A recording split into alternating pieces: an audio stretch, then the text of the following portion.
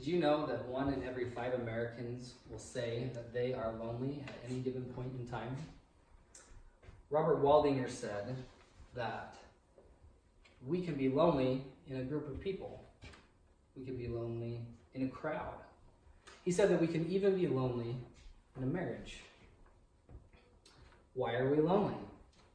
That's going to differ for all of us at any given point in time, and for many different reasons. I don't want to cover that today. What I do want to talk about is how we can avoid being lonely. And to do that, I want to introduce a term that I've been learning about, and something that I feel that we are all something of experts on. The term is hygge. Hygge is a term coined by the Danish, and it means a feeling of well-being. The term originated from, has Norwegian origins, and if we track the term even further back, it means a hug.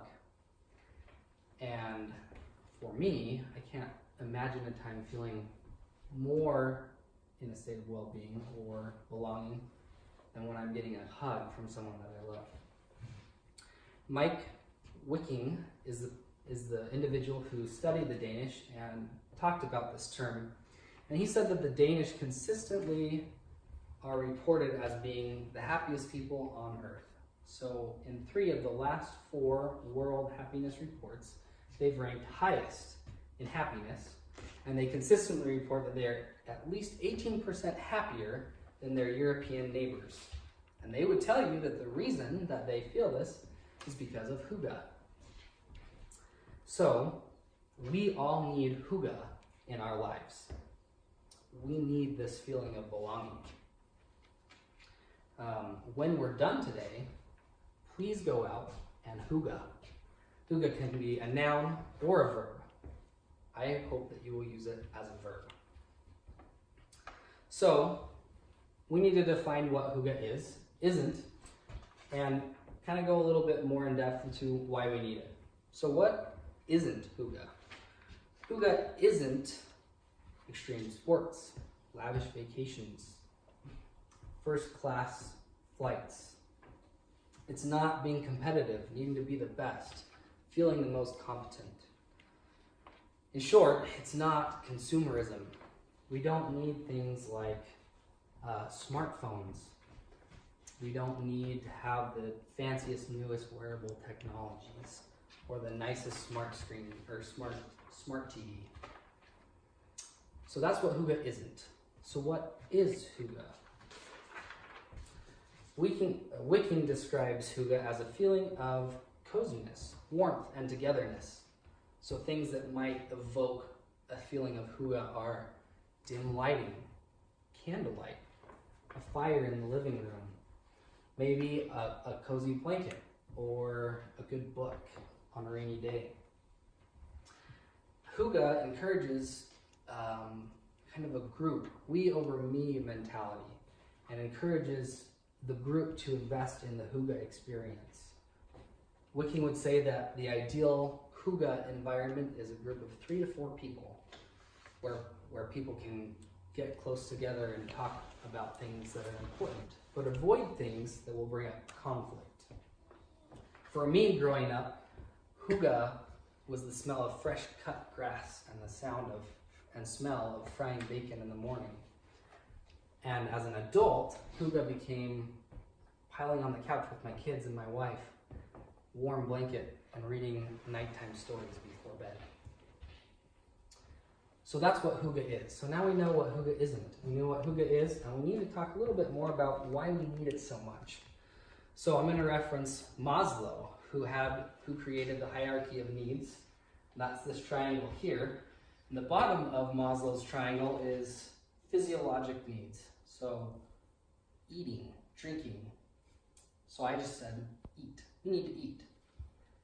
The next part of Maslow's hierarchy of needs is safety. So let's not get eaten.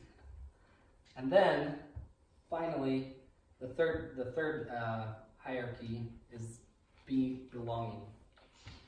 He said that we need to feel a sense of belonging, and to me, if belonging comes right after eating and not getting eaten, it's probably pretty important for humans. So the Beatles might have said it best when they said that money can't buy us love, right? And Wicking tried to quantify how much money would equal belonging. He said that once we've reached the level of belonging in the hierarchy of needs, that we would need $110,000 to equal any feeling of belonging or happiness or togetherness. Robert Waldinger, who is a Harvard University professor, has been leading a study on happiness for the last 75 years. And that study has focused on hundreds of people and has tried to quantify what makes people happy. And what he said is that happiness comes to people who lean into relationships and seek to invest in their family and their community. So in conclusion, I would just like to reiterate, Hygge is not consumerism. It's not needing the best, it's not competing. Hygge is feelings of belonging and closeness. It's the warm blanket on the rainy day. And just to reiterate the challenge, when we leave here, let's all Hygge, using the verb form of the word, and try to create an evening where we feel close to the people that we love. Finally, I'd like to share a couple quotes. The first one is from Waldinger as he reflected on this study that he's been conducting. He said, "The good life is built with good relationships." And finally, a quote from Mark Twain as he reflected on his own life and the things of importance in it. He said, "There isn't time so brief as life for bickerings, arguing, calling to account, or heartburnings. There's only time for loving, and but an instant, so to speak, for that." Thank you.